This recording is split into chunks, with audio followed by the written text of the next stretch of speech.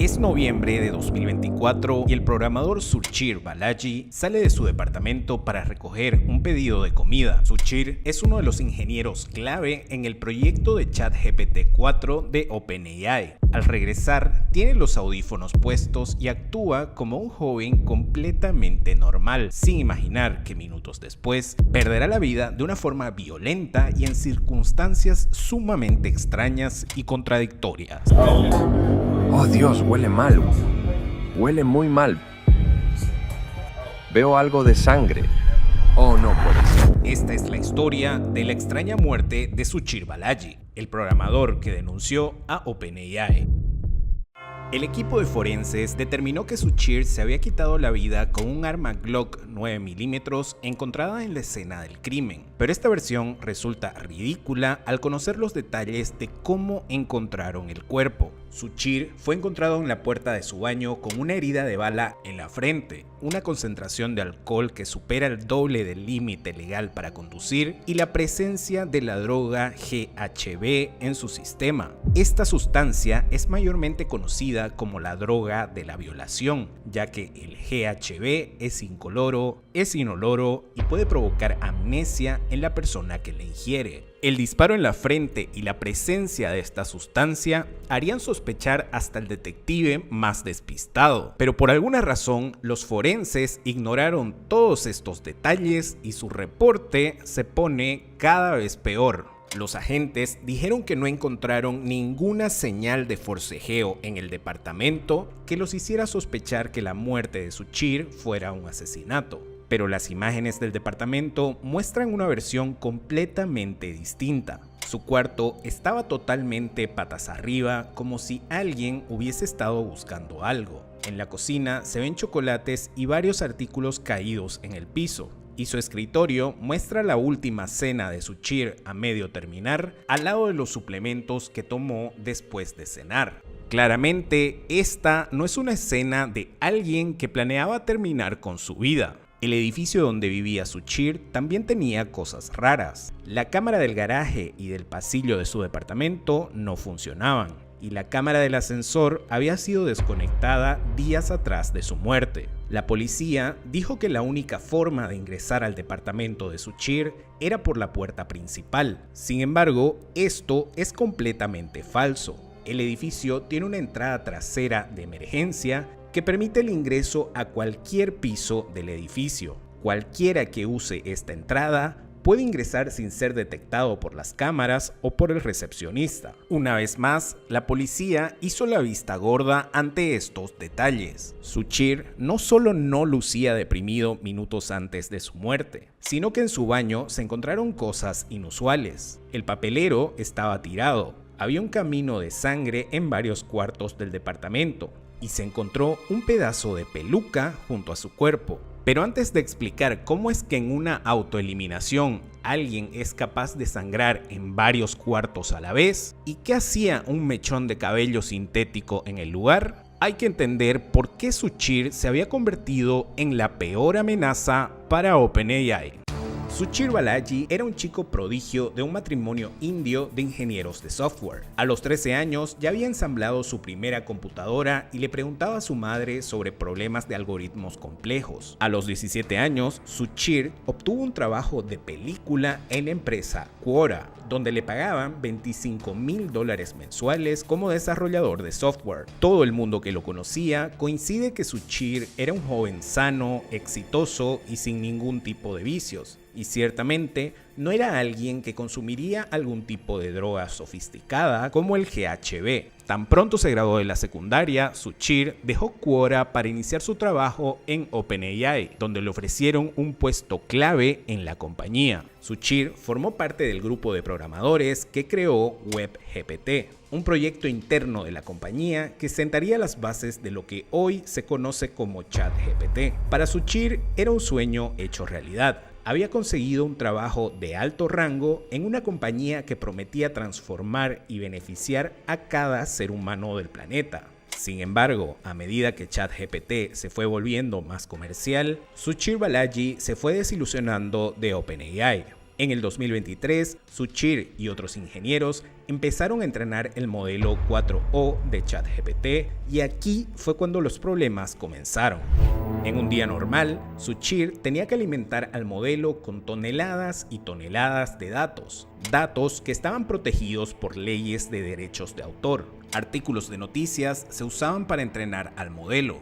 Películas y series famosas se usaban para entrenar al modelo. Libros de Stephen King, películas de Estudio Ghibli, canciones de Taylor Swift, todo se usaba para entrenar al modelo. Y fue en este momento en el que Suchir empezó a cuestionar la legalidad de su trabajo y a quejarse del CEO Sam Altman en conversaciones con amigos y familiares. Suchir decía que Altman mentía reiteradamente en público y que estaba convirtiendo a la compañía en una herramienta que a mediano plazo se convertiría en una amenaza para la humanidad. Fue por esto que en agosto de 2024, Suchir presentó su renuncia a OpenAI y escribió lo que sería su sentencia de muerte. Suchir publicó un artículo en su blog personal donde reveló todos los secretos sucios de la compañía. Suchir dijo que OpenAI estaba violando gravemente las leyes de derechos de autor y que ya había comenzado a hacerle un gran daño a Internet, indicando que el tráfico a sitios como Stack Overflow y Reddit habían disminuido un 12% desde el lanzamiento de ChatGPT. Suchir creía que ChatGPT afectaría tarde o temprano a todos los trabajos del mundo. Los diseñadores gráficos dejarían de tener clientes, los psicólogos verían caer sus consultas, los profesores dejarían de ser necesarios para enseñar y eventualmente todo el sistema colapsaría catastróficamente. Este post llamó la atención del New York Times, quienes en ese entonces ya habían demandado a OpenAI y le hicieron una entrevista que terminó de condenar a Suchir. El Times anunció con bombos y platillos que Suchir se había convertido en un testigo protegido en su demanda, ya que tenía documentos únicos y relevantes que respaldaban las acusaciones de infracción de derechos de autor por parte de OpenAI. En otras palabras, Suchir se había convertido en la peor amenaza de OpenAI y estaba dispuesto a detenerlos cueste lo que cueste. La familia y amigos de Suchir quedaron choqueados con la entrevista, ya que no le había dicho a nadie que se convertiría en un denunciante de una de las empresas más poderosas del planeta. Su madre reaccionó molesta con la entrevista. Le dijo a Suchir que si quería denunciar estos delitos graves, no tenía necesidad de dar su nombre o de posar para una sesión de fotos en el New York Times. Suchir trató de calmarla diciéndole que no había revelado ningún secreto corporativo, sino que solo estaba dando su opinión sobre el futuro de la compañía. Pero Suchir estaba siendo demasiado ingenuo cuando dio la entrevista y no imaginaba lo que se le estaba a punto de venir. Tras su salida de OpenAI, Suchir comenzó a disfrutar de la vida como cualquier joven de 25 años lo haría. Se lo veía de fiestas en clubes de San Francisco y celebró su cumpleaños haciendo un viaje con un grupo de amigos a la glamorosa isla Catalina en California. Sus amigos dicen que Suchir estaba de muy buen humor y no notaron ningún comportamiento extraño en él. Por el contrario, Suchir estaba celebrando que le habían ofrecido un trabajo de $850,000 anuales y dar charlas sobre inteligencia artificial en la Universidad de Berkeley. Suchir les dijo a sus amigos que había sido contactado por el medio Associated Press y la comediante Sarah Silverman para ser testigo protegido en otras 2 demandas contra OpenAI. En otras palabras, Suchir estaba viviendo una vida llena de éxito mientras las demandas contra OpenAI iban en aumento. En este video vemos a Suchir cargando su equipaje tras volver de su viaje de cumpleaños. Ese día habló con su padre para informarle que había llegado sano y salvo a su casa. Suchir estaba emocionado por las ofertas laborales que había recibido y para celebrar planeó un viaje familiar a Las Vegas en el mes de marzo. Suchir terminó la llamada diciéndole a su padre que estaba a punto de cenar y esa fue la última vez que supieron de él. El fin de semana, Suchir dejó de contestar el teléfono. Su madre comenzó a preocuparse y el día lunes fue hasta su departamento para llamar a su puerta, pero nadie le contestó. Su madre pensó en denunciar la desaparición, pero luego se arrepintió pensando en que Suchir se enfadaría con ella, ya que si no estaba realmente perdido, Suchir tendría que ir a la estación de policía él mismo para retirar la denuncia. A la mañana siguiente, su madre volvió al departamento y una vez más, nadie respondió a la puerta. En ese momento, entendió que algo no estaba bien y reportó la desaparición con la policía de San Francisco. El equipo de rescate llega cerca de la 1 p.m. al edificio y hacen esperar en la calle a la madre de Suchir. Los agentes están allí para revisar la ausencia de cepillos de dientes, maletas o cualquier objeto que indique que Suchir probablemente haya viajado. Pero al abrir la puerta del departamento, los golpea el olor a muerte. Oh yeah, it smells bad. Smells? Oh yeah. Okay. And you can just stay back. I see Thank some you. blood. Oh. Oh yeah. It looks. Mientras tanto, la madre de Suchir está en la entrada del edificio paseándose de un lado a otro. Su madre está preocupada, pero en el fondo no espera lo peor. Piensa que su hijo tal vez tuvo un accidente y se encuentra hospitalizado. Pasa una hora desde que los agentes han llegado al edificio y la madre de Suchir ve cómo entran y salen policías del lugar, pero ninguno le dice nada. A las 2 p.m., uno de los agentes le dice a la madre de Suchir que se vaya a su casa y que luego ellos le darán un informe de todo lo que se halló en el departamento. Pero la madre de Suchir se niega a irse y se queda esperando afuera del edificio, una vez más sin saber nada del macabro hallazgo. Hasta que a las 3:30 de la tarde llega una camioneta blanca alargada y ve cómo los ocupantes bajan una camilla del interior. La madre de Suchir corre a preguntarles qué es lo que estaba pasando y el operario le responde: tenemos un cadáver en un departamento. Así fue como la madre de Suchir Balaji se enteró de que su hijo estaba muerto.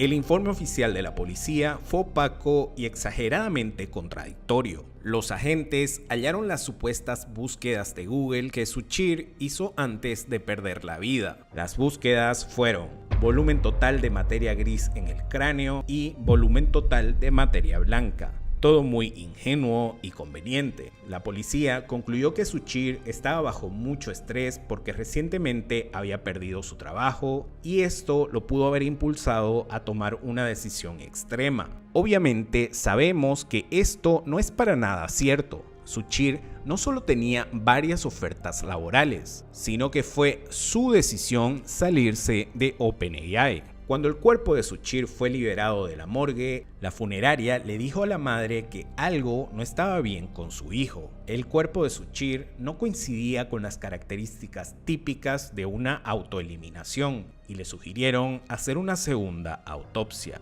Y fue en esta segunda investigación cuando la madre de Suchir descubrió algo insólito. En la segunda autopsia hecha por el forense Dinesh Rao, se descubrió que el cuerpo de Suchir Balaji tenía una segunda bala en su cráneo que había entrado por su boca. Y es aquí donde todos nos preguntamos cómo es posible que alguien se autoelimine con 2 disparos en la cabeza. Otro detalle sospechoso es que no se halló la presencia de hollín cerca de la herida. El hollín son partículas de pólvora muy finas que salen expulsadas cuando alguien dispara un arma. En casos de autoeliminación, suele encontrarse hollín cerca de la herida por la cercanía del arma con la piel. Y cuando el hollín está ausente en el cuerpo, casi siempre significa que el arma fue disparada a una distancia media o larga, lo que encaja más con un homicidio o un asesinato. La tomografía que le hicieron al cuerpo de Suchir muestra que el arma fue disparada desde un ángulo superior y la bala entró en dirección descendente, una técnica extremadamente inusual en casos de autoeliminación. Además, el forense encontró una contusión hecha con un objeto contundente en la nuca, un pómulo roto y una herida en la rodilla. Ninguno de estos detalles fueron incluidos en el informe oficial. La madre de Suchir piensa que alguien atacó con un bate a su hijo por detrás mientras se cepillaba los dientes. y Suchir habría intentado luchar y defenderse, ya que varias de sus cosas estaban regadas por todo el piso. Según la madre, el asesino buscaba algún dispositivo de almacenamiento que contenga pruebas condenatorias contra OpenAI, lo que indicaría el por qué su dormitorio estaba totalmente caótico. La madre de Suchir cree en su teoría porque no logra explicarse qué clase de persona toma una droga que causa amnesia antes de quitarse la vida, y cómo es que alguien que está completamente sedado es capaz de tomar un arma y detonarla en 2 ocasiones, y por qué la policía cerró el caso ese mismo día sin antes analizar cómo es que había llegado un mechón de peluca a la escena del crimen. 2 días después del hallazgo, el teléfono de Suchir recibió una llamada de un periodista del medio Associated Press. El periodista no tenía idea de que Suchir estaba muerto y le dijo a su padre que lo llamaba porque tenía programada una entrevista en la que Suchir hablaría sobre otra demanda que la compañía tenía contra OpenAI. En otras palabras, Suchir no actuaba como alguien derrotado. Una persona que está deprimida no suele agendar entrevistas con medios internacionales. Fue por esto que la madre de Suchir contactó al periodista Tucker Carlson y le reveló el trato insensible que había recibido por parte de OpenAI tras la muerte de su hijo. En la entrevista, la madre de Suchir dijo que los de OpenAI la contactaron desesperados para que aceptara una llamada vía Zoom sumamente urgente para discutir las ventas de las acciones privadas que Suchir tenía en OpenAI. La respuesta de la madre de Suchir fue contundente. ¿Por qué tanto apuro? Acabo de perder a un hijo y lo último que pienso es en el dinero. Por favor, de ahora en adelante, contáctese con mi abogado. Tucker Carlson quedó asqueado por la actitud de la compañía con la familia de Suchir, y fue por eso que en septiembre de 2025 Carlson confrontó al CEO de OpenAI en una de las entrevistas más tensas que se han hecho en la historia. Sam Altman se mostró frío, irónico y a la defensiva cuando Carlson le preguntó sobre las inconsistencias de la muerte de Suchir. Y su madre afirma que fue asesinado por órdenes tuyas. ¿Tú crees eso? Solo pregunto. O sea, lo acabas de decir. Entonces, ¿tú crees eso? Creo que si un tipo sale y acusa a tu empresa de cometer crímenes y luego lo encuentran muerto y hay señales de forcejeo, no creo que sea para descartarlo. No es común que me acusen así en entrevistas. No te estoy acusando para nada. ¿Entiendes que esto suena como una acusación? Por supuesto. Mira, permíteme ser muy claro una vez más. No te estoy acusando de absolutamente nada malo, pero definitivamente fue asesinado. Creo que había señales de forcejeo, la cámara de vigilancia, sus cables habían sido cortados. Acababa de pedir comida para llevar, regresado de unas vacaciones con sus amigos. Ningún indicio de que tuviera tendencias suicidas, ninguna nota y ningún comportamiento. Acababa de hablar con un familiar por teléfono. Y luego lo encuentran muerto con sangre en varias habitaciones. Así que es imposible. Parece muy obvio. Lo asesinaron. A mí me parece un suicidio. A pesar de las evidencias, Sam Altman dijo que realmente creía que Suchir se había quitado la vida porque estaba deprimido y que su familia estaba tan traumatizada con lo que había pasado que ninguna explicación la dejaría satisfecha.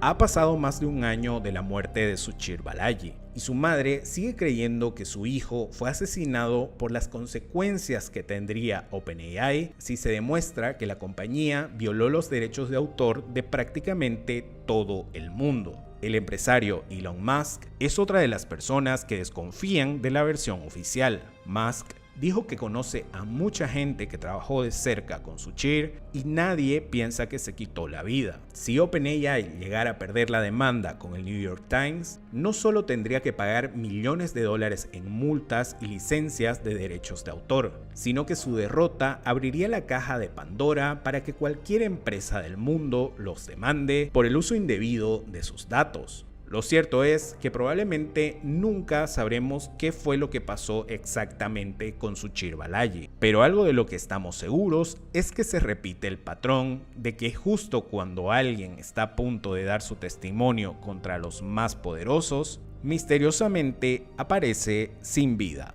Como siempre digo, si te gustó el video, te agradecería infinitamente que te suscribas y veas mis otras investigaciones que aparecen en pantalla. Desde aquí, eso ha sido todo por hoy. Mi nombre es Frankie y te deseo un excelente, pero excelente día.